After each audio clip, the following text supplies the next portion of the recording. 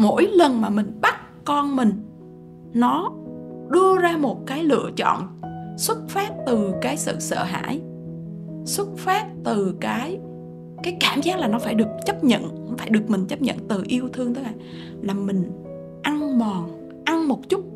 Một cô trong giao tiếp trắc ẩn, cô Mickey, cô có nói là mình xét cái credit của cái mối quan hệ đó, và cái credit của mối quan hệ đó nó bị ăn dần, giống như là thấu chi đó. Rồi, em hiểu. Cái khái niệm về thấu chi trong thẻ tín dụng, đúng không? Nhu cầu được bố mẹ hoàn toàn chấp nhận hay nhu cầu được con cái hoàn toàn chấp nhận là vô cùng lớn, và sẽ luôn luôn dư động lực để bắt đầu. Chỉ cái vấn đề ở chỗ là họ không biết là đang có vấn đề, và họ nghĩ rằng mà nếu họ cứ giả sử họ có biết là có vấn đề đi, thì họ luôn nhìn thấy cái lỗi nằm ở phía bên kia nhiều hơn.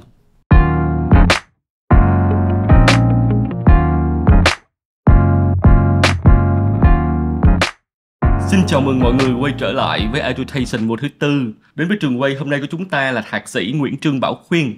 Chị Bảo Khuyên tốt nghiệp ngành phát triển quốc tế, chứng chỉ phục hồi quan hệ và hòa giải tại Ireland.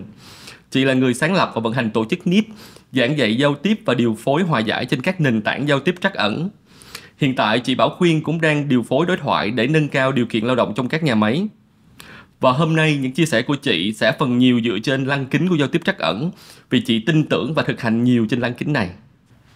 Đầu tiên thì em rất là cảm ơn thay mặt của khán thính giả của Education.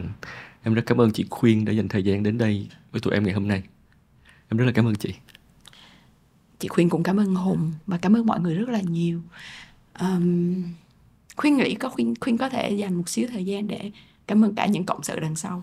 Trước khi đến đây thì có một cái buổi nói chuyện với mọi người, và chỉ mong là cảm ơn Hùng Võ Foundation ở điểm rằng là nhờ truyền thông thì những người như tụi Khuyên có được chia sẻ về những cái điều mà mình tin tưởng rộng hơn.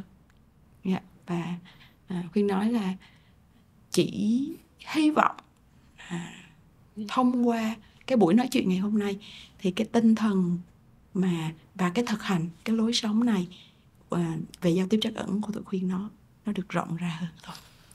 Chị Khuyên biết không, chị Khuyên nhắc em nhớ đến cái buổi nói chuyện với chị Phoenix Hall, một người mà hai chị em mình đều biết. Em nghĩ là những người trí thức như chúng ta, đôi lúc chúng ta rất là sợ hãi khi chúng ta xuất hiện ở truyền thông. Em làm Education hay Future Impact Academy thì em luôn cảm thấy biết ơn, bởi vì mình đừng nói, mình chưa vội bàn cái chuyện là mình đang những người nghe họ được có cái lợi ích gì.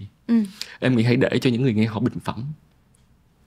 Nhưng mà cái trước tiên cá nhân của em, cá nhân của ban biên tập, cá nhân của ekip á, thì vô cùng biết ơn, bởi vì riêng tụi em tin rằng nếu tụi em chú tâm, tụi em nghe những buổi nói chuyện này thì nó là vô cùng giá trị. Không phải tự nhiên một chuyện nó diễn ra, nó được diễn ra là một cái tín hiệu vũ trụ trong cuộc đời của mình. Chúng ta có trân trọng nó hay không thôi.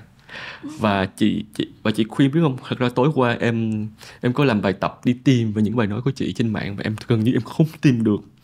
Em đã tìm trên TikTok không thấy, em tìm trên YouTube không thấy. Và thật sự là em lại một lần nữa rất là biết ơn về điều đó. Bởi vì em nghĩ là phải có một cái nhân duyên như thế nào đó để chị Khuyên đồng ý để xuất hiện ở Education. Mọi thứ nó diễn ra, nó vốn có một cái dòng chảy của nó. Nên một lần nữa em thay mặt tất cả những người có nhân duyên với cái tập này biết ơn chị, và biết ơn những người thầy của chị. Nhân tiện là vì em nói về cái điểm là những cái bình phẩm không thiện ấy á, với góc nhìn của Khuyên là đó là không gian để mọi người bày tỏ một cái ý kiến khác. Vì vậy Khuyên cũng mong là nếu như ai đã có nhân duyên đến với cái session ngày hôm nay thì hãy hiểu rằng đây chỉ là một cái góc nhìn thôi. Và cuộc sống thì có rất nhiều góc nhìn, nó là kính vạn hoa, đúng không ạ? Cho nên là nếu những điều mà Khuyên và Hùng chia sẻ cùng với nhau, thảo luận với nhau, nó không phải là cái mọi người tin tưởng, nó không cái là mọi người thấy đúng, thì không sao cả. Mọi người có những cái mà mọi người đang tin, và cứ làm với cái điều gì mà mọi người thấy ổn. với mọi người. Yeah. Thì đó là điều mà Khuyên mong là khán giả cũng đón nhận. Em cảm ơn chị Khuyên. Để bắt đầu buổi nói chuyện của chị em mình, chắc là em lại mượn một cái ý mà tụi em credit từ nhà văn đạo diễn Minh Ngọc. Yeah. Cái người mà gợi ý cho tụi em cái chủ đề của mùa thứ tư này, đó là làm mình đó. Làm mình thật ra là khó nhất.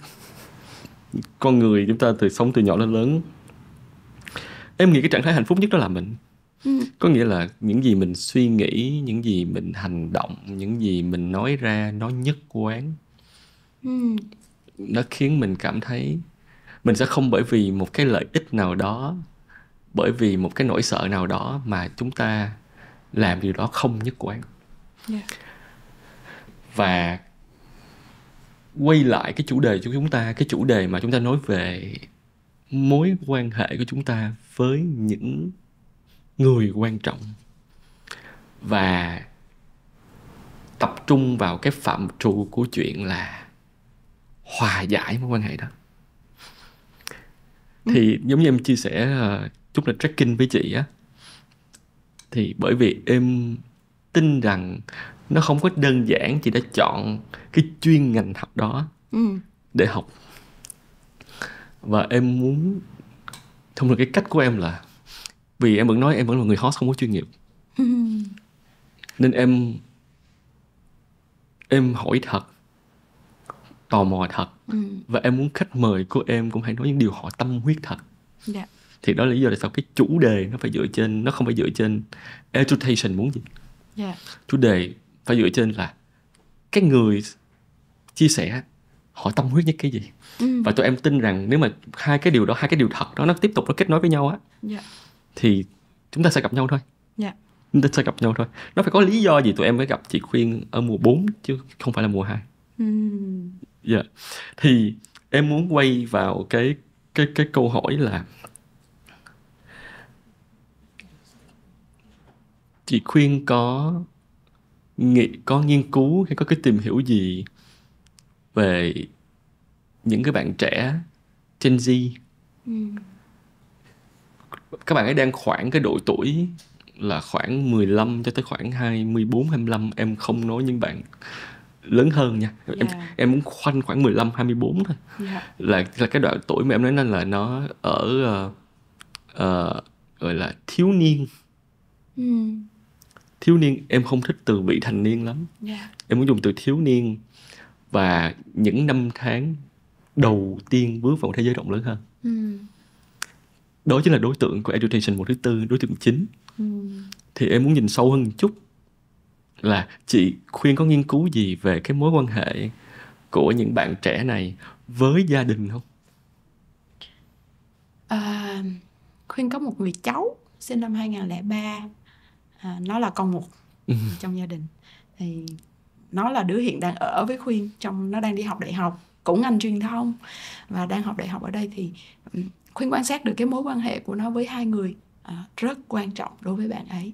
Ý nghĩa nhất đó là một người Khuyên được thấy. Khuyên được dạy cho sinh viên năm nhất của Đại học UTEC môn giao tiếp truyền thông chuyên nghiệp. Yeah. Và được xây dựng trên cái nền tảng của nó là cũng là hướng tới giao tiếp trắc ẩn để xây dựng. Khuyên được biết các bạn chuyển từ cái giai đoạn 18 tuổi là bắt đầu chuyển từ trong nhà ra cuộc đời, đúng không ạ?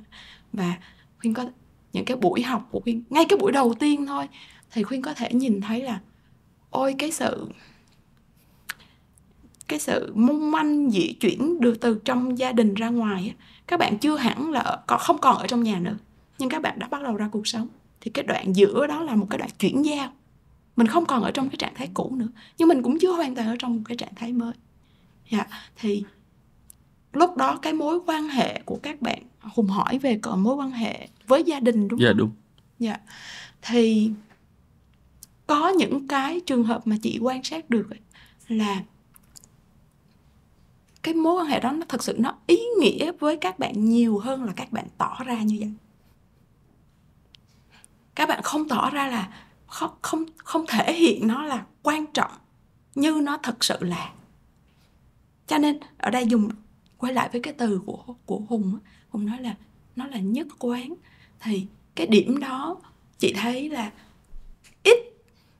trong cái quan sát của chị thấy các bạn ít có cơ hội để bày tỏ được là ôi bên trong mình cảm thấy bố mẹ rất quan trọng, bên trong mình cảm thấy rằng mình rất yêu thương bố mẹ, nhưng bên ngoài mình tỏ ra y hệt như vậy ít. Và thật sự nha, nếu như những bạn nào có điều kiện làm cái điều đó thì đó là một sự may mắn vô cùng. Khuyên cho rằng đó là những bạn hạnh phúc trong cuộc đời. Nhưng mà chị có thấy các bạn ấy có nhận ra được điều đó hay không? Có nghĩa là ý em hỏi đó là em chưa bàn đến chuyện thể hiện ra bên ngoài. Nhưng mà cái em muốn hỏi là các bạn ấy có nhận thức được rằng mối quan hệ với bố mẹ nó rất quan trọng với các bạn không? Trong chia sẻ với chị và trong chia sẻ trong sự vắng mặt của với bố mẹ thì có. Nhưng cái bối cảnh mà chị hay nhận được điều đó nó đến khá nhiều vào những lúc mà các bạn chia sẻ về cái tổn thương của các bạn, những tổn thương mà các bạn đã trải qua, thì các bạn thấy là có. Còn ngay bình thường mỗi ngày nói chuyện thì không thấy có. Ít, chứ không phải là không. Ít hơn. Tại vì khi mà nói về cái chủ đề này thì thực ra em hay gắn nó với những cái nền tảng. Tại vì khi mình nhắc tới 15-24 mình không thể không nhắc đến giai đoạn phát triển tâm sinh lý, giai đoạn đó. Có nghĩa là đây là cái đoạn mà 15-18 là giai đoạn mà mình gọi là thiếu niên. Có nghĩa là các bạn trẻ đã có cái nhu cầu rất lớn được làm chủ cuộc sống của mình, làm chủ cái quyết định của mình rồi. Các bạn ấy chỉ là còn trẻ thôi, còn nhỏ thôi. Chị đồng ý. Thì cái chữ vị thành niên á, là luôn luôn là một cái em cho rằng đó là cái dán nhãn của những người lớn.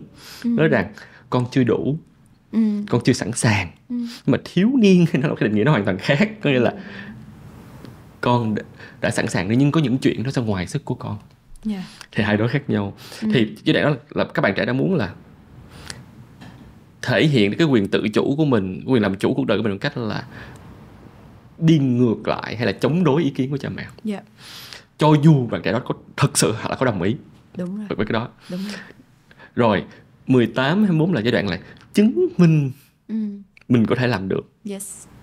Thì thật ra giai đoạn đó là giai đoạn vốn nó là một giai đoạn mà nó có sự xa cách rất lớn với phụ huynh. Thì em muốn hỏi chị là nó có phải là bởi vì nằm trong cái giai đoạn tâm lý đó sẵn không? Hay là bởi vì những sự tổn thương kia á, nó còn đào sâu hơn và đẩy một thứ nó xa hơn? Nhu cầu là cái nổi lên như em nói ha. Thì cái độ tuổi đó, cái nhu cầu về sự độc lập nó rất quan trọng, nó trở nên quan trọng hơn cho các bạn.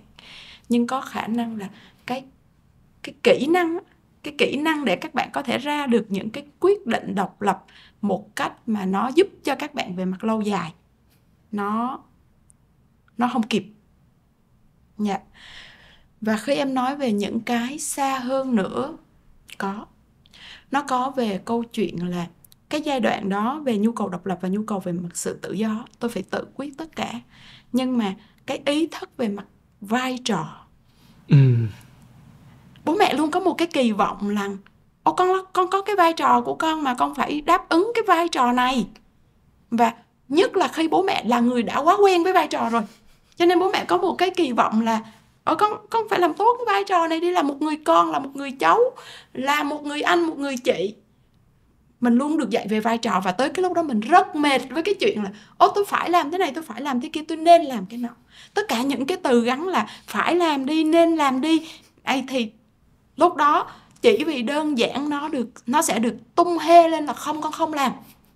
Chỉ vì tôi nói là lúc này cái quá quan trọng đối với tôi là tôi phải được tự quyết định. Và không có quan tâm tới, không có khả năng để nhận thức và ý thức được ngay thời điểm đó là cái này nó sẽ dẫn tới một cái hậu quả khác. Thì cái mà Hùng nói về cái tổn thương sâu hơn đó, chị không nói tới những trường hợp tổn thương sâu sắc khác nha, một cách bình thường thôi, thì là cái đòi hỏi về mặt vai trò mà các bạn không nhìn thấy cái điểm cân bằng giữa hai cái điểm đó.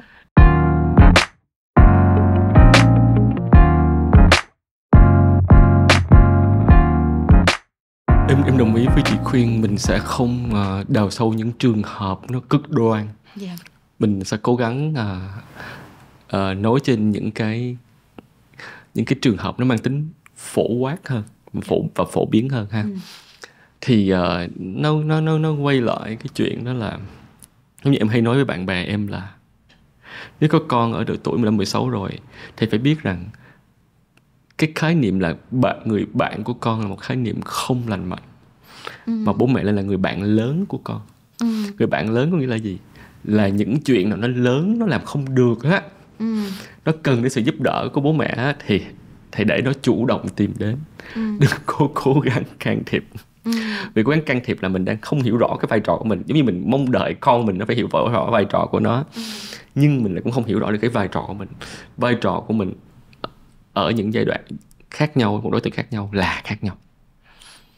Thì em muốn nói tiếp ở cái đây á, thì em cho rằng nếu gọi là sự tổn thương mối quan hệ á, thì ra thời đại nào cũng có, nó luôn luôn có một cái cuộc chiến giữa bố mẹ và những đứa con, mà bố mẹ dùng từ là những đứa trẻ vị thành niên. Yeah. Nhưng mà cái sự tổn thương, thực ra em đọc rất là nhiều cái nghiên cứu thì tôi nghĩ nó lớn hơn rất là nhiều lần. Yeah. Thì em có hiểu về mặt bối cảnh, giống như lúc nãy mà Jackie em có chia sẻ với chị Khuyên á, là bởi vì thời đại kinh tế mở cửa, phụ huynh dành rất nhiều thời gian để phát triển kinh tế mà nâng cao đời sống gia đình, thì thời gian của họ dành cho con cái để mà có thể bên cạnh con, thấu hiểu con, nuôi dưỡng mối quan hệ với con, nó ít đi rất nhiều so với thế hệ của chị em mình. Thứ hai nữa là bởi vì phụ huynh, giống như tôi là phụ huynh, nghĩ là phụ huynh có một cái sự hy sinh đó. Em luôn cho sự hy sinh trong ngoặc kép nha, tại vì mình sẽ bàn cái sự hy sinh đó sau, nhưng mà sao không có bàn trong chủ đề chị em của bữa hôm nay của chị em mình. Nên phụ huynh cho ra cái chuyện con cái phải đáp ứng cái kỳ vọng phụ huynh là đương nhiên. Thì nó lại tồn tại thêm một cái nguồn gốc cho cái gọi sự tổn thương quan hệ. Nhưng mà em đoán á, em muốn hỏi chị Khuyên á, thì thực tế khi mà tổn thương nó trở nên lớn hơn á, thì thông thường em hay nhìn nhận là bởi cái cách chúng ta phản ứng khi chúng ta có mâu thuẫn. Thì em rất là muốn hỏi sâu với chị Khuyên á, về cái chủ đề gọi là chuyện là phục hồi mối quan hệ. Thì dùng từ phục hồi có nghĩa là cái gì? Và tại sao cần phục hồi? Và chuyện gì nó đã xảy ra trước cái quá trình đó? Và em làm khó chị Khuyên chút là mình tốn trong cái phạm trù những đứa trẻ 15 tới 24 tuổi đối với mối quan hệ với hai người thân quan trọng nhất, đó là bố mẹ. 3 câu hỏi chị ạ. Dạ. Chị Khuyên muốn hỏi Hùng là khi em nói là chuyện gì xảy ra trước đó, là trước cái tiến trình phục hồi hay là trước khi mâu thuẫn xảy ra? Trước cái tiến trình phục hồi. Trước cái tiến trình phục hồi có nghĩa là mâu thuẫn đã có rồi. Có nghĩa là em đang cố gắng gối nó trong cái phạm vi là mâu thuẫn nó có, nhưng mà cái phản ứng và cách chúng ta xử lý cái mâu thuẫn đó nó khiến mọi thứ, cái sự tổn thương nó trầm trọng hơn. Yeah. Thì trong trọng nó vừa là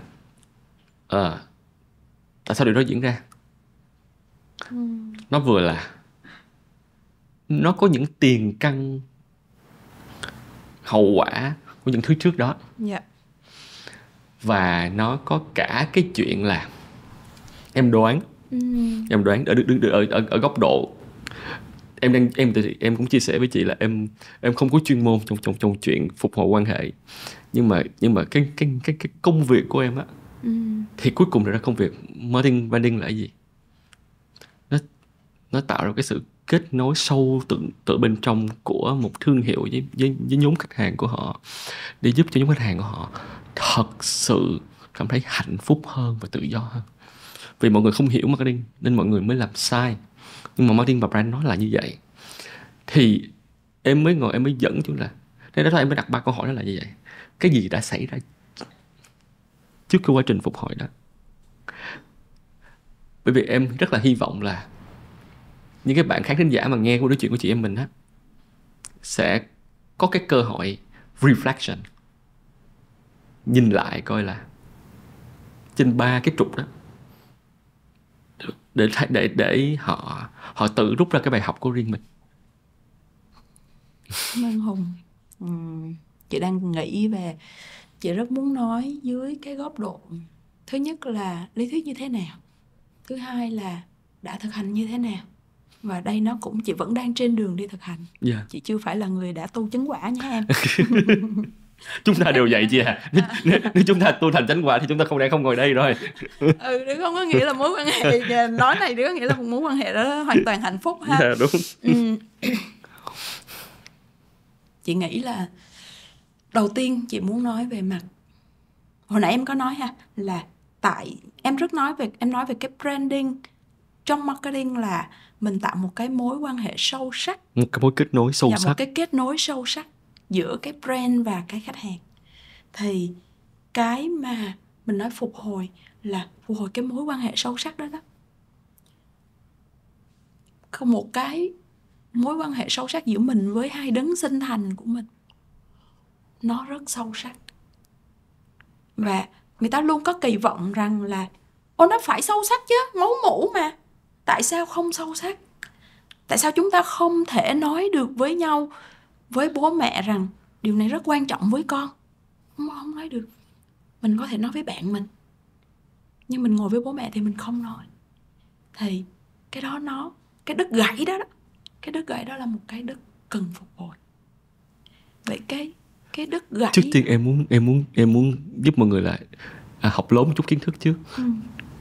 Tại sao chúng ta lại khó nói với người thân chúng ta hơn với người khác?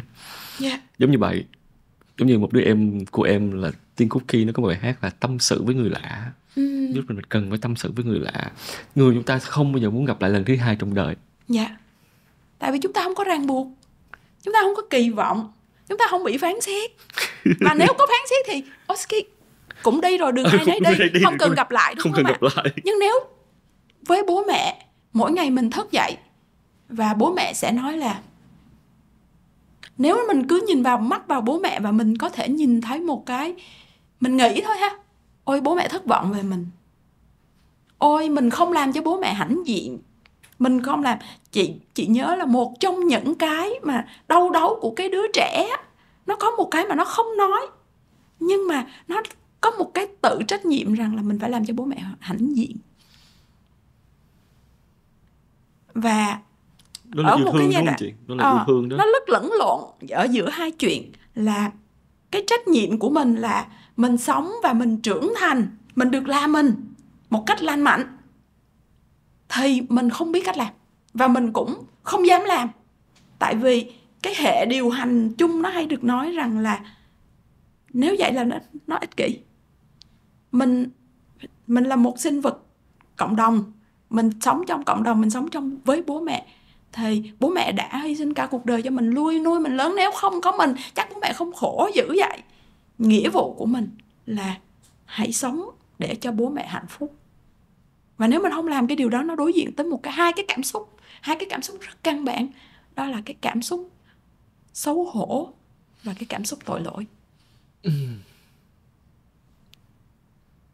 Rất hay chị.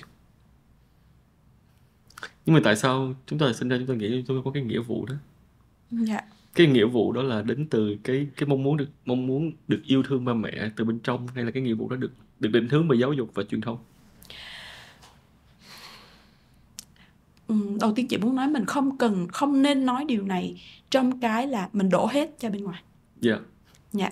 Mình nói điều này để nói rằng các cái yếu tố bên ngoài nó tác động như thế nào và mình có thể làm gì khác đi. Dạ. Thì có một cái định đề vô cùng quan trọng trong cái giao tiếp trắc ẩn á. Đó là mọi thứ chúng ta làm ha, hoặc là tất cả những điều chúng ta nói luôn, đều là một nỗ lực để đáp ứng một hoặc một vài cái nhu cầu rất sâu thẳm ở bên dưới. Và ở cái khía cạnh nhu cầu đó, nó là cái mà cả nhân loại này đều cần. Và nhu cầu nó không xấu, nhu cầu nó không có đúng sai. Yeah.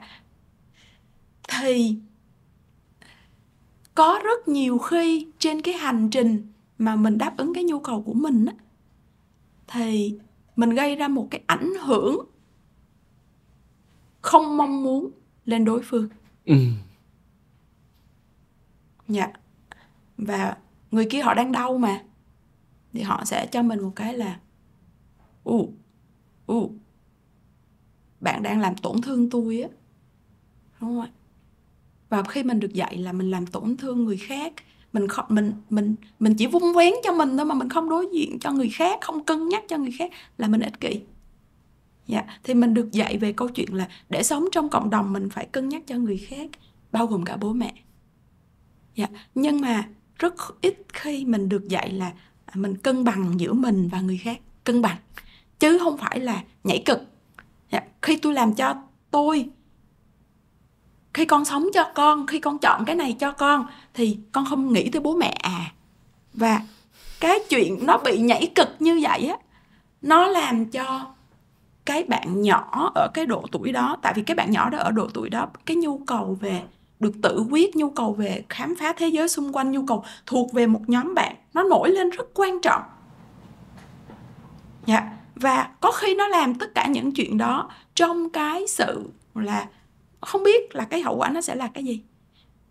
Nhưng mà nó rất xa với cái bố mẹ đã từng sống từ nhỏ tới lớn. Con mình đột ngột một ngày thay đổi hết, hú hồn luôn, đúng không ạ? Khuyên nhớ là cái thời của Khuyên á, là một bạn, mỗi lần bạn đi chơi bạn sẽ mang một cái quần theo, và bạn ra ngoài bạn thay. Và tới khi bạn về nhà thì bạn sẽ thay một cái quần đen, để bố mẹ nhìn thấy cái quần đen đó, áo sơ mi trắng đó, bố mẹ sẽ thấy ổn, con mình vẫn đang ổn. Nhưng bạn ra đời thì bạn mặc màu sắc sặc sỡ. Và có một đứa nào một ngày về nhà với một cái đầu nhuộm xanh là chết, đúng không ạ? Thì lúc đó cái lời phán xét bắt đầu, bố mẹ sẽ nói gì ạ?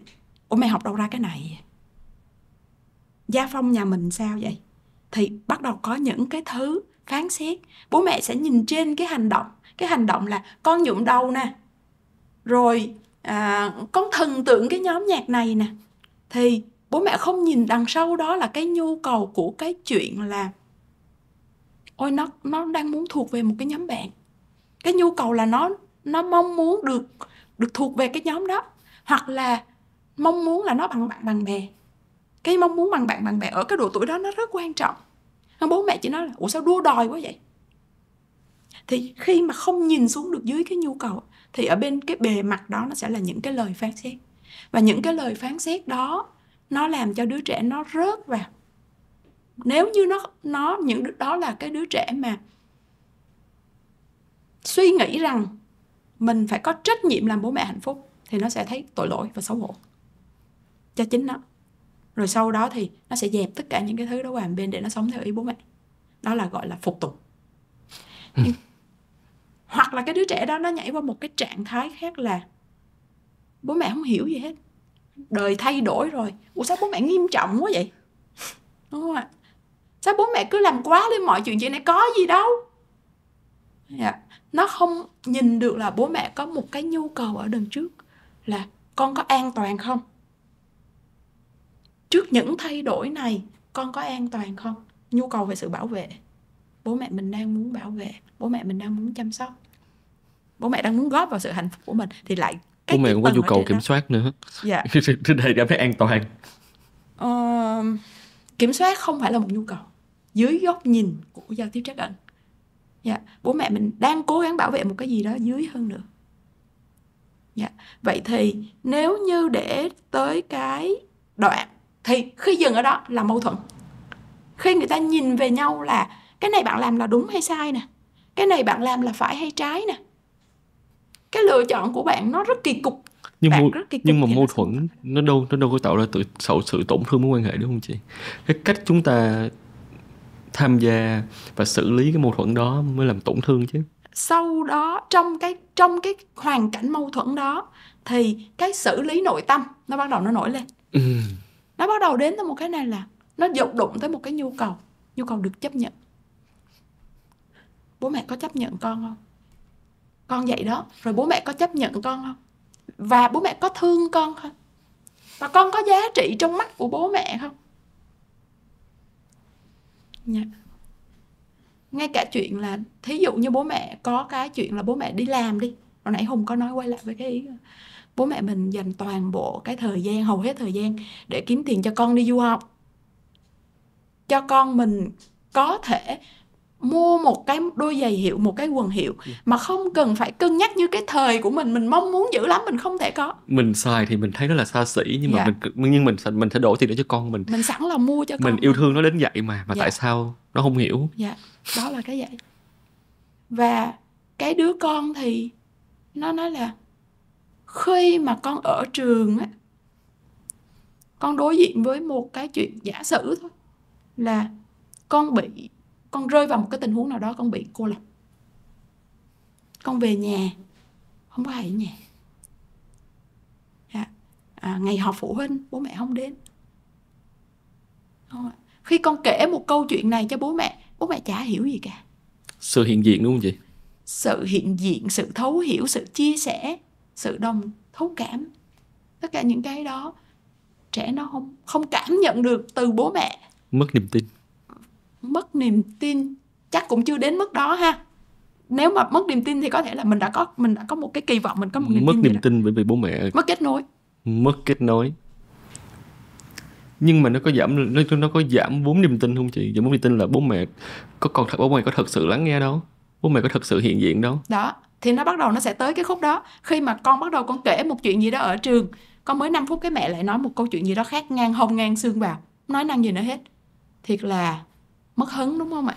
Với lại đứa trẻ nó quá thông minh, nó sẽ có cảm thấy là thật ra bố mẹ coi nhẹ chuyện này. Nó sẽ tới cái bước đó. Nó sẽ bước là bố mẹ có thấy là chuyện của con nó có ý nghĩa gì không vậy? Nó có giá trị gì không vậy? Thấy không? Và những cái thất vọng nhỏ nhỏ đó nó chồng chất. Nó được chồng chất. Nó không nói. Cái điểm là nó không nói rằng là chuyện mẹ ngồi lắng nghe con 5 phút rất quan trọng.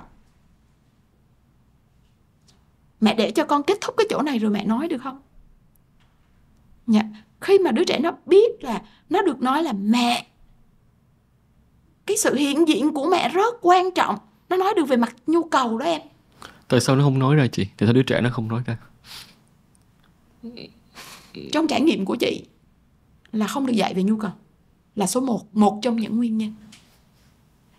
Trong trải nghiệm của chị thứ hai nữa là vì khi không có hiểu về nhu cầu và cả hai bên đều không hiểu thì cái người kia họ phủ quyết. Và thí dụ bố mẹ mình có một cái quyền hành, mà bố mẹ có quyền hành nha, đúng không ạ? Mình muốn đi chơi về 12 giờ, con muốn đi chơi về 12 giờ. Có quyền hành kinh tế nữa. Đúng không? Rất nhiều quyền hành, rất nhiều quyền hành. Quyền hành là bố là mẹ. Dạ. Một là con ở trong nhà này thì con phải theo cái luật của nhà này. Còn không thì bố mẹ sẽ không nuôi con nữa. Đánh thẳng vô những cái con muốn nghỉ học chứ gì, vậy thì con tự đi làm. Tất cả những cái điều đó thì chuyện đầu tiên là bố mẹ cố gắng bảo vệ cái sự an toàn đó bằng đưa ra những cái ranh giới, tạm gọi là ranh giới trong ngoặc kép, nhưng với chị thì đó là những cái tối hậu thư. Nhưng mà bố mẹ không có nhận ra là thật ra bố mẹ đang tấn công con trước tiên luôn á, đúng không chị? Bố mẹ không nhận ra. Chị muốn nhận thấy điều đó. Cái gọi là cái gì ta? Mình đưa ra một cái, mình nghĩ rằng cái giải pháp này là cái nhanh nhất để giải quyết vấn đề, và mình thấy nó im, mình thấy nó theo cái đề xuất của mình, theo cái dự tính của mình, theo cái mong muốn của mình, lúc đó nó rất quan trọng. Tại vì mình có được một cái gì là cơ thể mình nó thả lỏng liền, rồi nó không đòi hỏi nữa, nó không xin chuyện nữa, dần liền mình nghĩ là rồi con mình ngoan.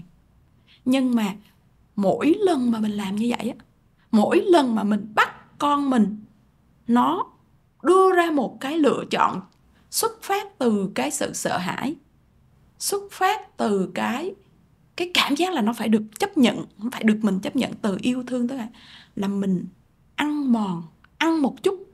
Một cô trong giao tiếp trắc ẩn, cô Mickey á, cô có nói là mình xét cái credit của cái mối quan hệ đó, và cái credit của mối quan hệ đó nó bị ăn dần, giống như là thấu chi đó. Rồi, em hiểu. Cái khái niệm về thấu chi trong thẻ tín dụng, đúng không? Nó ăn dần, và tới một ngày nào đó thì nó bùng, nó nổ. Và nó nổ mình không hiểu, trong một cái sự ngỡ ngàng. Có thể tới một ngày nào đó nó rất ngỡ ngàng, vì trước đó đã có rất nhiều lần, rất nhiều tầng lớp chuyện không nói được cùng nhau.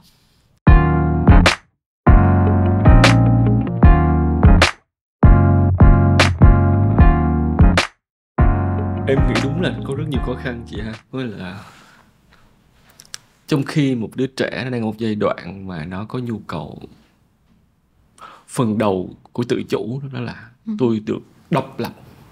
Tôi có tôi phải nhìn thấy những cái thứ hữu hình là quyền được quyết định. Đặc biệt những quyết định quan trọng.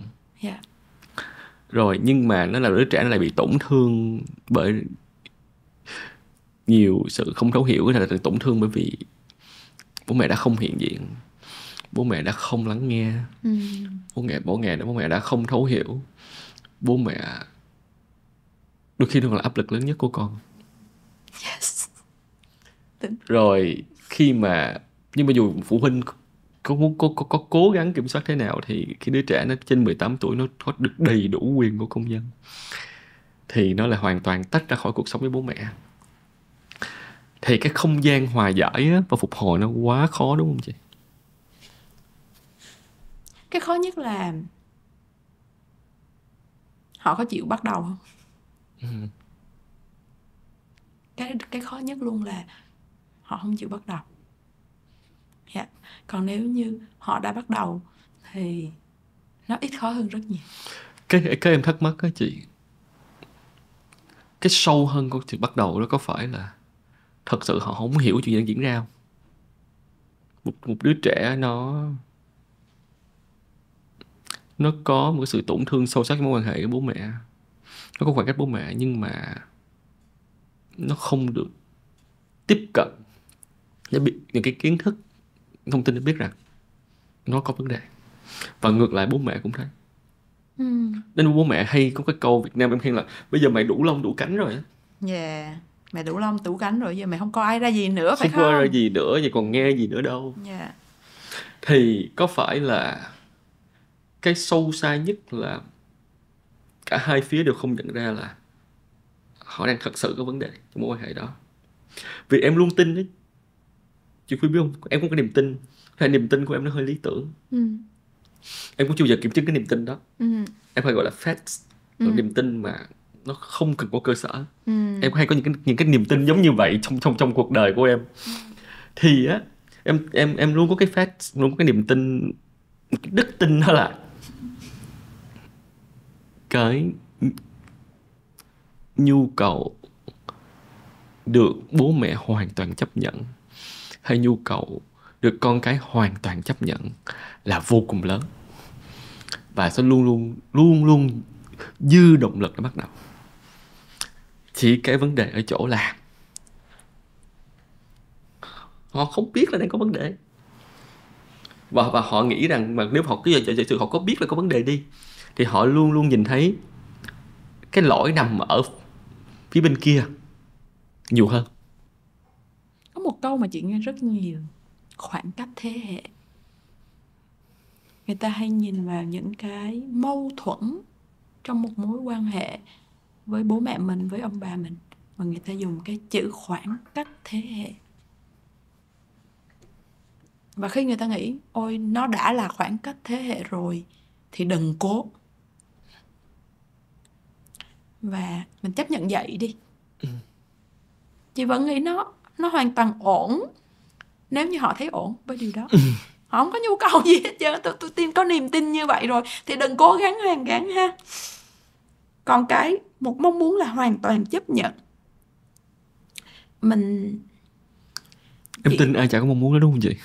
Cái đó là một cái mà trên đời này tôi cảm thấy là nếu có một người mà yêu tôi vô điều kiện, đúng không ạ? Yêu vô điều kiện bằng cách là ô dẫu con có như thế nào đi chăng nữa bố mẹ cũng sẽ chấp nhận mình đó. Đó là một cái rất sâu thẳm.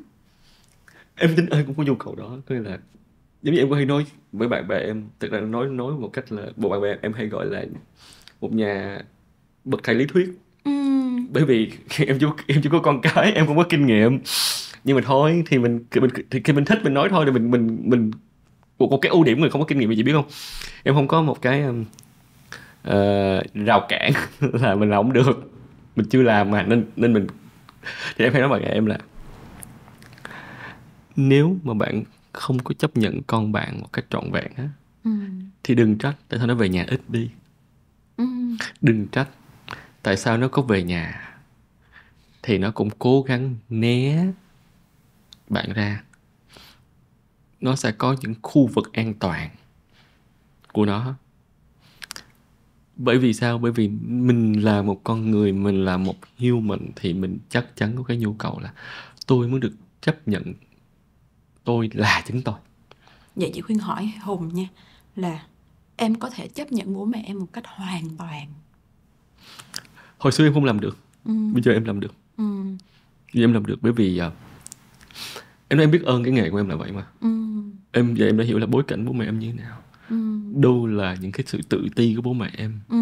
Đâu là cái giá trị mà bố mẹ em cảm thấy tự hào. Đâu là cái cách bố mẹ em thể hiện ra bên ngoài. Và em tôn trọng điều đó. Em chỉ có một số cái boundary thôi, giới hạn. Ví dụ như đơn giản là ngay cả nhà của em thì em sẽ xây cho phụ huynh rất thích giao tiếp, nhưng mà em là không thích ồn ào. Thì em sẽ xây một cái vườn và một cái phòng khách bên ngoài cho phụ huynh. Để phụ huynh vẫn thoải mái, nhưng mà em vẫn có không gian riêng của em. Và em sẽ không can thiệp vào cuộc sống của phụ huynh. Và em chỉ nói phụ huynh là bố mẹ, bạn của bố mẹ, ba má tới thì con sẽ chào hỏi, con sẽ rất là tôn trọng. Nhưng mà đừng có ép con là phải ngồi xuống mà giao tiếp. Bởi vì nếu mà vì ba má không phải là 1 tháng 1 lần, mà ba má 1 tuần 3-4 lần. Nhưng mà với con thì chuyện ba má làm, ba má hạnh phúc ba má cứ làm đi. Nhưng mà chuyện của con hạnh phúc thì con sẽ làm theo cách của con. Đó, thì kiểu như vậy. Ngày xưa thì em không làm được. Nhưng mà nhờ em làm marketing và đi tìm một cái sự thật trong marketing, thì mãi đến gần đây em nghĩ là đến đầu năm nay em đã làm được. Chị Khuyên muốn lấy cái câu chuyện của Hùng để đưa nó thành cái mà chị Khuyên hiểu về mặt lý thuyết và chị Khuyên giải thích nha. Thì trong cái câu chuyện của Hùng kể nha, là em chấp nhận, thứ nhất là em hiểu được cái hoàn cảnh nó khiến bố mẹ em nên như thế, và em không đòi hỏi bố mẹ em phải thay đổi. Điều đó quan trọng. Đúng. Điều đó rất quan trọng. Em tạo điều kiện để cho ba mẹ em được sống cái cuộc đời của họ. Và cái thứ hai nữa là em biết rằng làm sao để em sống hạnh phúc bên cạnh ba mẹ em. Như vậy chị thấy thứ nhất là em cũng chấp nhận chính mình. Em chấp nhận nhu cầu của em. Em chấp nhận cái khác biệt giữa em và bố mẹ. Và em không cố gắng bắt là bây giờ con phải theo bố mẹ, hoặc là bố mẹ hoặc theo con. Mình không có ấy là bây giờ một trong hai bên phải theo nhau thì mới được gọi là hoàn toàn chấp nhận. Cho nên chị muốn quay lại về mặt lý thuyết. Chấp nhận là gì? Tôi chấp nhận cái nhu cầu của người kia. Chấp nhận chứ không phải thỏa hiệp. Tôi chấp nhận. Nhưng có như là mấy đứa nhỏ nó hay có cái câu gì đó, hòa nhập không hòa tan hả? Hòa nhập không hòa tan. Kiểu đúng vậy. Là nhu cầu của bố mẹ, nhu cầu của con, và nhu cầu của ai cũng quan trọng, nhu cầu của ai cũng ý nghĩa. Và con có thể làm điều này, con có thể làm tới đây, nhưng hơn nữa thì con không làm được, là hơn nữa thì con hết hạnh phúc, con muốn. Vậy thì hai chúng ta có thể tới đâu? Vậy thì cái xác định ranh giới nó rất quan trọng. Và cho người ta biết xác định ranh giới để làm gì nha. Xác định ranh giới không phải để xa cách ra, mà xác định ranh giới để bảo vệ mối quan hệ này. Thế nữa để gần nhau hơn. Để yêu thương cái mối quan hệ. Thật ra là mối quan hệ của em với bố mẹ em, ba má em vốn có nhiều tổn thương. Nhưng mà cái đáng sợ nhất chị biết không? Em nghĩ là em từng một đối chuyện với cô Bùi Trân Phượng. Và tụi em có một đối chuyện và em nghĩ là chắc nhận rất nhiều lời chỉ trích trên TikTok. Khi em với cô nói rằng bố mẹ đừng dùng từ hy sinh nữa. Và đặc biệt em là nhận được chỉ trích rất nhiều khi em nói rằng bố mẹ ơi đừng sống vì con nữa, hãy sống thương mình và thương con. Tại đừng làm con cảm giác bị mất nợ. Bố mẹ có xin phép con hy sinh nó ra đâu. Nên khi mà con chưa kịp trưởng thành, khi con vẫn là thiếu niên, thì trách nhiệm bố mẹ lo lắng cho con đó là trách nhiệm bố mẹ. Cái đó nó em đã từng có một câu phát biểu là mình bớt thần tượng hóa và huyền thoại hóa nó đi. Cái từ hy sinh nó nặng lắm. Mình chỉ nên thương mình đi, thương mình đi. Và thương con, đó là cách thương con tốt nhất.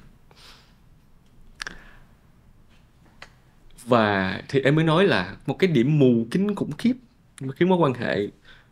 Tại sao mình hòa giải và phục hồi quan hệ người thân là khó nhất? Cái góc nhìn của em trong ngành học của em với chị Khuyên. Bởi vì mình bị mắc kẹt, mình bị nghẹn lời, mình nghĩ rằng bố mẹ mình yêu thương hy sinh vì mình mà, mình đồng ý. Em đồng ý.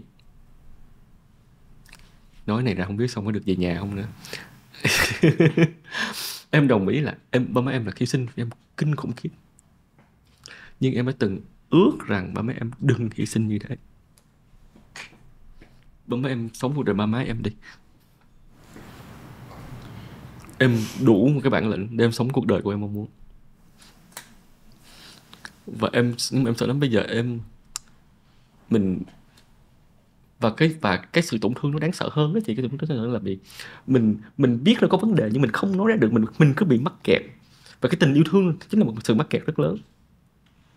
Mình nói ra mình biết người thân mình sẽ bị tổn thương.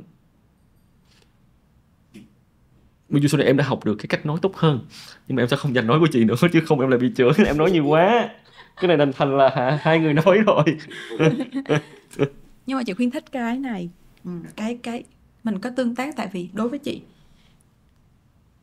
mình học tất cả những thứ này để sống ngoài cuộc đời, để mình sống với bố mẹ mình, để sống với những người quan trọng, chứ không phải chị tới đây để nói một quyển sách. Không, cái đó mọi người hoàn toàn có thể làm.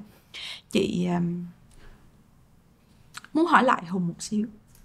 Hồi nãy Hùng có một cái ý mà Hùng nói là có ngoại lệ. Tết em có thể, bình thường em không bao giờ nghe được bố mẹ em 2-3 tiếng, nhưng em nghĩ rằng là mình chẳng còn mấy Tết nữa cùng với họ hàng người thân, và những ngày đó là những ngày ngoại lệ. Vậy thì chị Khuyên muốn hỏi nha, khi em làm điều đó cho bố mẹ, em nói là em muốn giữ mặt mũi cho bố mẹ, Em vui lắm. Dạ, em thấy rất vui đúng không? Em hiểu thì em sẽ làm rất vui. Em thấy hiểu và em rất vui. Vì lúc đó, khi em làm điều đó, em đang chăm sóc cái gì cho chính em?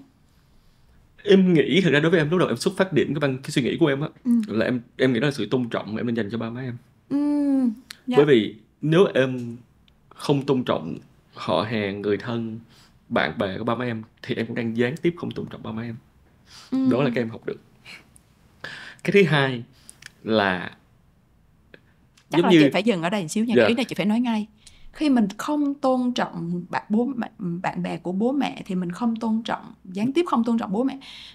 Cái điểm này thì chị hoàn toàn không đồng ý lắm. Ok, phải nói lại nè. Không hoàn toàn đồng ý nha. Không hoàn toàn đồng tình. Đồng tình. Nhưng nó đặt trong một khuôn khổ khác, mình sẽ quay lại sau. Chị muốn tập trung lại cái khi mà em nói về cái cảm xúc em rất vui khi em sẵn lòng ngồi với bạn bè khách khứa của bố mẹ trong 2 tiếng đó. Chị đoán thôi ha. Chị đoán là em cũng muốn chăm sóc cho bố mẹ mình á. Thật đó em đang yêu thương ba má em thôi. Dạ, đó là cái nhu cầu yêu thương của em á. Mặc dù là em đang làm cho ba mẹ em, nhưng sâu xa bên dưới là em làm điều đó, em nuôi dưỡng chính em. Dạ đúng. Em hoàn toàn đồng ý với chị Khuyên. Em đã sao em đi học trò, em bảo là em rất là biết ơn tụi nhỏ. Dạ.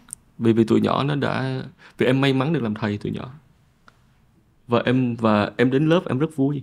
Như vậy thì quay lại trong mối quan hệ với bố mẹ nha, là mình cảm ơn có bố mẹ là những người, là cái bể chứa, là cái để cho mình được thực hành cái nhu cầu yêu thương, để mình được đáp ứng cái nhu cầu yêu thương. Và có khả năng thông qua đó mình đáp ứng cái nhu cầu nào đó khác chị không biết. Chị sẽ quay lại với cái điều bố mẹ đã hy sinh cho con. Vậy khi bố mẹ mình hy sinh cho mình, bố mẹ mình đang đáp ứng. Em muốn sửa từ đó chút xíu được không chị? Tại vì bố mẹ hay nói vậy. Em muốn nói một từ là đúng. Trong khoảng thời gian bố mẹ có cái sự tự chủ tốt nhất á, thì bố mẹ đã chọn ưu tiên cho mình. Điều đó em đồng ý. Cái sự yêu thương đó rất là lớn, em đồng ý. Bởi vì giống như em nói là cái thời đại ngày nay mọi người đang là delay adulthood, có nghĩa là trì hoãn sự trưởng thành, và nó kéo rất dài luôn. Trì hoãn cái vai trò lập gia đình, trì hoãn cái vai trò làm bố làm mẹ. Bởi vì những bạn trẻ thấy là đúng là tôi không sẵn sàng thiệt, Tôi cảm thấy bên trong của tôi nó vụn vỡ quá. Nó vụn vỡ quá. Giống như em vẫn trì hoãn trong gia đình. Em nói thiệt là bởi vì em trước đây em không gọi tên được vấn đề của em. Dạ. Nhưng mà em nhận ra là không ổn. Dạ. Em nhận ra là nếu em vội vàng lập gia đình trong giai đoạn trước đó thì cái lập gia đình của em nó sẽ rất là toxic. Đặc biệt khi em có một chút thông minh. Dạ. Chứ không, tại vì em thông minh mà em là làm nghề marketing là cái công việc của em là gì? Là dùng ngôn ngữ rất chuẩn xác. Thì mình dùng chuẩn xác thì đôi khi mình nóng giận mình cũng dùng từ ngữ rất chuẩn xác để mình sát thương. Và điều đó em không muốn. Yep. Điều đó em không muốn. Thì em sẽ quay lại cho chị khuyên đó là đúng. Nên em đã sao là em chỉ muốn nói là em ngại cái từ hy sinh thôi. Dạ, mình ngại từ hy sinh. Nhưng mà cái từ đó một thực tế nha, chị không nói, chị bắt đầu rộng ra về phụ huynh nói chung, về bố mẹ mình được dạy như vậy. Bố mẹ mình được dạy là họ phải hy sinh cái đời sống cá nhân khi họ bước vào một cái vai trò. Rất có nhiều cái từ, đúng không ạ? Là ok, kết hôn rồi chứ gì, từ ngày hôm nay sẽ hết tự do, đúng không ạ? Dạ đúng. Chúng ta chấp nhận những điều đó cái hiển nhiên. Cái gì ta? Có con rồi chứ gì, từ ngày hôm nay thì đừng nghĩ tới chuyện là làm vì đam mê nữa, kiểu như vậy. Mình được dạy, mình được cài vào những cái hệ điều hành là hoặc cái này hoặc là cái kia. Những định nghĩa rất là không lành mạnh. Dạ, và mình không được nói là hai này nó có song hành mà. Tôi ưu tiên mỗi nhu cầu vào từng khoảnh khắc. Vậy thì cái thời điểm mà bố mẹ mình ưu tiên cái sự quan tâm của họ dành cho mình thì họ đang đáp ứng nhu cầu gì của họ? Họ đáp ứng nhu cầu của họ nha. Mặc dù mình ở trong đó, mình không phủ nhận là bố mẹ không yêu mình, nhưng bố mẹ làm điều đó sâu xa là tận cùng cho là bố mẹ, là vì bố mẹ. Bởi vì nếu bố mẹ không làm điều đó, bố mẹ sẽ đau khổ hơn là bố mẹ làm.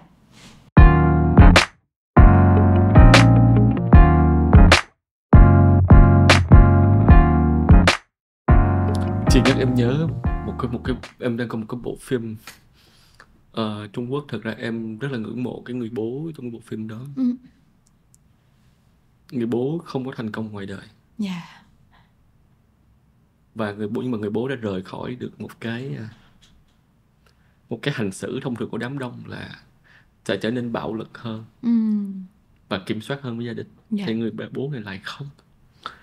Và lúc và hồi nếu ngày xưa thì nếu em coi cái phim đó cách đây 20 năm thì em sẽ nghĩ là người đàn ông bạc nhược hả? Người đàn ông bạc nhược.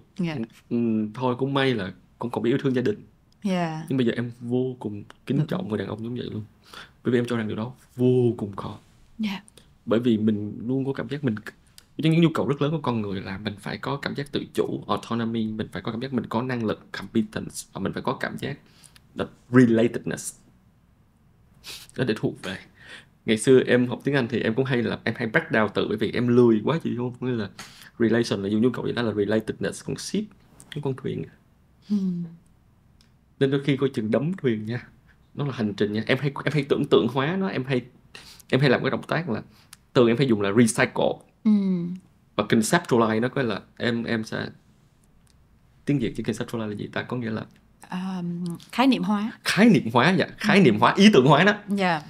Để mà em nhớ. Đó thì nó là khái niệm nhớ. Thì trong đó có cái nhu cầu về mặt năng lực á là rất lớn luôn. Thì em quay lại em mới nhớ là ở cái ông bố phim đó em coi mà em vô cùng cảm động. Nếu mà mình trong trường bố đó mình sẽ không làm được đâu nhá. Mình và cái vai trò của bố chính vô cùng mờ nhạt luôn. Chị biết rồi, thông thường gia đình một hạt giống gia đình bình thường, nếu mà ai mà nắm kinh tế thì mình nắm quyền quyết định. Đúng rồi. Người bố không có những người bố lựa chọn đứng đằng sau, lựa chọn yêu thương, lựa chọn mềm mỏng. Cái đó thật sự là phi thường. Chị khuyên muốn nói về được là mình, quay lại cái từ cô Ngọc. Thật ra được là mình là gì? Trong cái bối cảnh của giao tiếp sức ẩn, mình biết là nhu cầu nào của mình là quan trọng. và mình được sống với những nhu cầu đó trong sự tự do và trong sự tự nguyện. Điều đó không hoàn toàn đảm bảo là 100% là người khác sẽ chấp nhận điều đó. Nhưng cái đỉnh cao của mọi chuyện, của cái tự do là tôi chấp nhận rằng người khác, tôi chấp nhận những định kiến của xung quanh để tôi được sống với cái giá trị của tôi. Và để người khác được sống với giá trị của người khác. Vậy thì điều đó nó có ý nghĩa nào, như thế nào với bố mẹ trong cái tương quan với con cái? Thì cái đứa trẻ mà ở cái giai đoạn mà nó rất cần cái autonomy, cái independent, là cái giai đoạn nó bắt đầu cá biệt hóa nó với thế giới xung quanh. Thì cái câu chuyện là khi một bố mẹ sẵn lòng sống cái cuộc đời đó.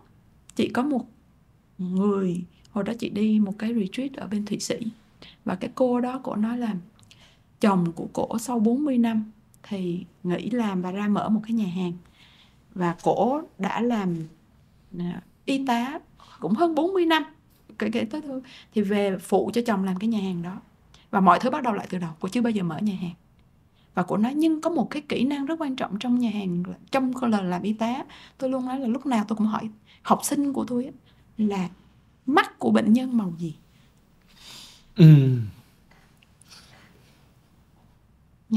Thì bây giờ tôi về tôi sẽ đối xử với khách hàng như vậy. Tôi phải nhớ được khách hàng có màu mắt gì. Nó là một cái sự quan tâm rất sâu sắc nha, rất quan tâm tới cái người đó một cách rất là chân thành. Và cô nói là sở dĩ tôi sẵn lòng làm như vậy là bởi vì tôi cho phép các con của tôi muốn dạy cho các con là các con hoàn toàn có thể làm lại từ đầu vào bất cứ cái giai đoạn nào của cuộc đời. Vậy thì nếu như bố mẹ sẵn lòng sống cái cuộc đời đó, nó sẽ dễ dàng hơn cho bố mẹ để chấp nhận rằng con mình có thể làm lại từ đầu. Và không có cái gì là nó vĩnh viễn, không có một cái nghề nghiệp nào là vĩnh viễn cả cuộc đời, không có một cái người bạn đời nào có khả năng là vĩnh viễn. Nếu vĩnh viễn thì quá tốt, đúng không ạ? Nếu nó không vĩnh viễn, nhưng con mình có hạnh phúc không? Con mình có sống trọn vẹn từng giai đoạn? Trong cái thời gian đó hạnh phúc là được. Con mình có sống hết lòng với cái giai đoạn đó không? Con mình có cái điều gì không hối tiếc không? Thì cái điểm rằng một người bố mẹ được sống trọn vẹn cái cuộc đời mình, nó sẽ tạo điều kiện nhiều để cái người đó cho phép con mình được làm cái điều đó. Em rất là cảm ơn chị khuyên. Em nghĩ là thật ra chị em mình nói chuyện với nhau rất là tâm đắc. Em xin lỗi là dành thời gian sống của chị không ít. Hy vọng là các bạn khán thính giả sẽ không có chỉ trích nặng quá. Em nghĩ là chị em mình đi nãy giờ mình mới đi được vào cái phần đầu tiên thôi. Đúng. Cái phần đầu tiên thôi. Em tin rằng một nói chuyện với chị khuyên nó đã khơi mở ra rất nhiều điều, khiến những bạn trẻ và cả những người có thể không còn trẻ lắm về độ tuổi sinh học sẽ tìm thấy một cái sự đồng cảm. Và nó khơi mở ra những điều các bạn cần phải tìm hiểu. Vì em luôn tin đó, nếu chúng ta thật sự muốn biết, chúng ta luôn luôn có cách để biết. Chúng ta chỉ là chưa thật sự muốn biết thôi, và chúng ta nghĩ là chúng ta muốn biết. Thì em xin phép được tạm khép cái buổi nói chuyện của chị em mình hôm nay về cái chủ đề về phục hồi cái mối quan hệ đặc biệt với cái người thân quan trọng nhất của mình, đó là ba mẹ.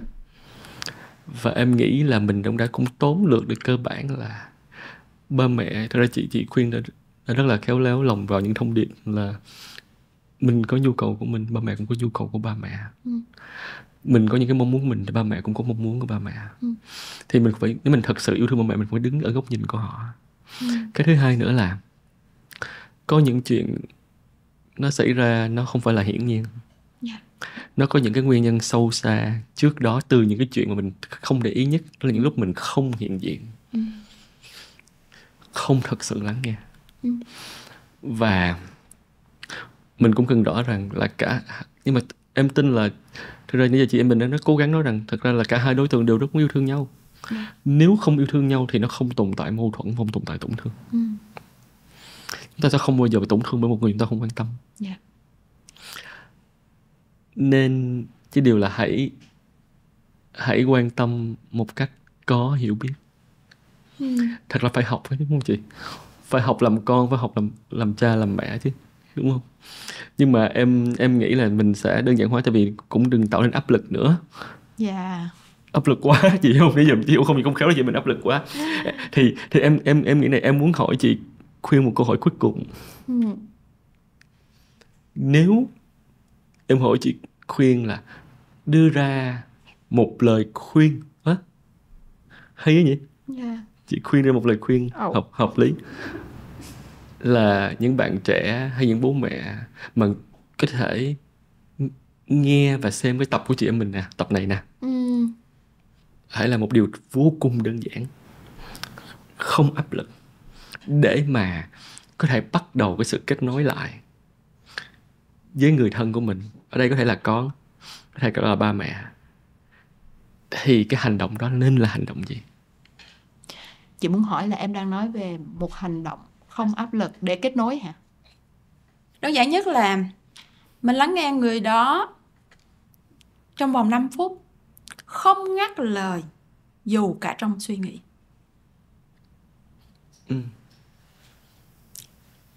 Dạ. Một lời khuyên rất thiết thực nha. Em đang suy nghĩ coi nó có dễ không nha. Không dễ. Nhưng mà nếu một người thấy không dễ thì chúng ta thấy là ngay cả người thân của mình á, 5 phút chú tâm mà chúng ta không thể dành được thì có thật sự là điều đúng hay không, đúng không? Chị sẽ muốn nói nó dễ. Cái điều gì sẽ giúp cho nó dễ? Nó giúp là mình đang nghe người khác với cái suy nghĩ rằng là mình cần phải xoa dịu người ta, mình cần phải giúp đỡ người ta, mình cần phải gì không? Người ta tự sống được, người ta vẫn tự sống được cho tới giờ. Bố mẹ mình đã, nếu mà bây giờ giả sử là em là chị đi, chị về chị nghe bố mẹ chị đã sống hơn 70 tuổi và họ vẫn sống được tới giờ. Vậy thì cái chuyện chị nghe họ, nó không phải đợi tới khi 70 tuổi chị bắt đầu giúp họ hay cái gì đó không. Và chị chưa nói tới trách nhiệm là mình phải giả ấy và mình phải đưa ra lời khuyên, không có gì hết. Thì chỉ ngồi đó nghe họ thôi, nghe hết cái câu chuyện đó thôi, thử không ngắt lời để cho họ được trọn vẹn một lần. Nói hết xong rồi xong mình mới coi có cái điều gì mới ở trong mình. Chú tâm nghe, đúng không chị? Chú tâm nghe, không suy nghĩ, không phán xét. Không nếu mình nhận thấy có phán xét, chắc chắn là không nói là không có phán xét nha, có phán xét thế nào cũng có đó và sẽ có suy nghĩ, nhưng mà mình nhận ra và mình để cho điều đó đi qua và mình quay lại mình nghe họ. Chị khuyên biết không, thực ra là em thì ra đọc tri thức thì em vẫn có tâm hồn hơi nghệ sĩ mà em bị tổn thương ấy. Nhưng mà em thật ra là em đọc hết nha. Tại vì em rất mong muốn coi là cái gì mà mọi người nói đúng mình phải cải thiện. Em nhớ có một đối chuyện với cô Bùi Trân Phượng á. Tại vì hai cô cháu có bàn về cái khái niệm là ba mẹ, con cái không nên là tài sản của ba mẹ. Và trong đó có nhắc thêm cái ý nữa là ba mẹ không phải là ATM rút tiền của con cái, và con cái không phải là quỹ hưu trí của ba mẹ. Em đọc được rất nhiều chỉ trích nói rằng là bởi vì hai cô cháu giàu. Em cũng không biết có niềm, mọi người sao nghĩ là em với cô Phượng giàu, em cũng không biết nhé. Nhưng mà khi em không phán xét thì em có khựng lại, em có nhận ra đúng. Có đúng, có những thế hệ ba mẹ bây giờ họ cả đời họ hy sinh vì con, sống vì con, họ tập trung 100% với con, họ đã không giữ lại gì cho mình. Nên nếu mà con cái không có trách nhiệm nuôi dưỡng họ thì đúng không biết họ sống sao. Nhưng mà em lúc đó thật ra em định mượn một cái tập khác để em nói thêm cái ý đó, là chúng ta cái ý này là ý nhắc nhở những thế hệ tụi em. Khi tụi em trở thành những người làm ba làm mẹ thì hãy có một cái sự chủ động độc lập. Bởi vì khi con cái của mình, khi mình già, thì con cái mình họ cũng có gia đình của riêng nó. Và với cái áp lực ngày hôm nay không dễ handle.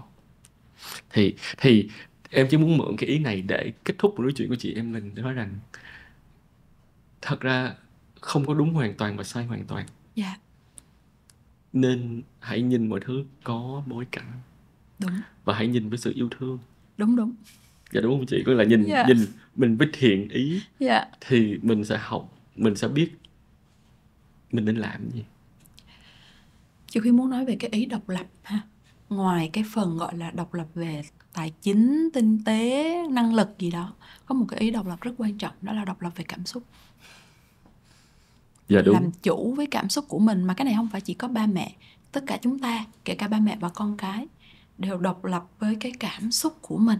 Khi mình có một cái cảm xúc khó do một cái chuyện gì đó nó nổi lên, thì nó chỉ đơn giản là nó báo cho mình biết là mình có một cái nhu cầu nào đó được hoặc không được đáp ứng.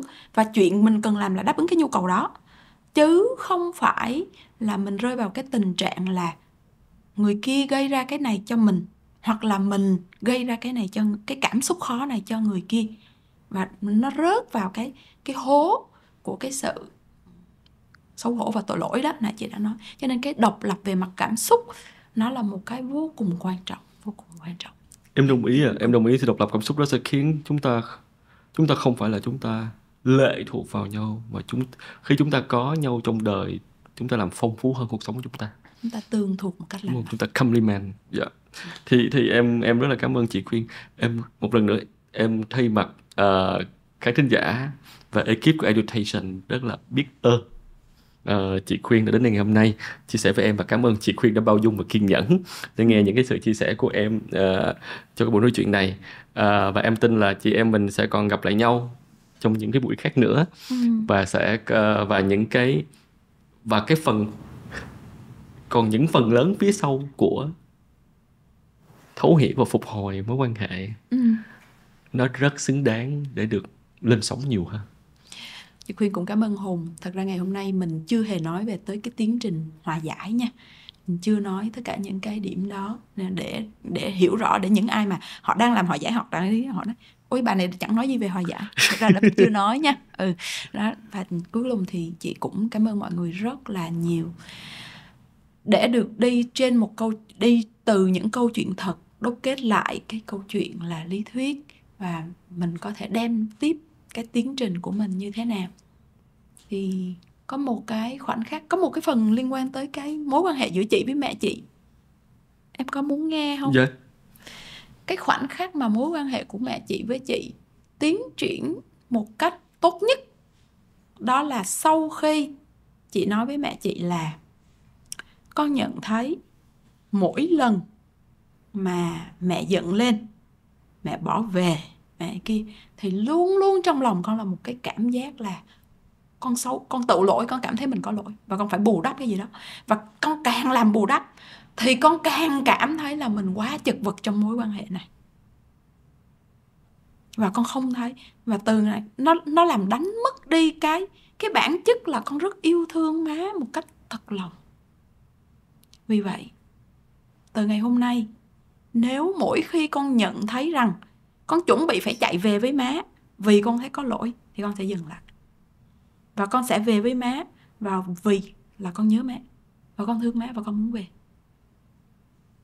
Và từ sau đó thì bằng cách nào đó thì những cái thì chị tạm gọi ăn vạ nó giảm dần dần, và tới giờ thì nó hết.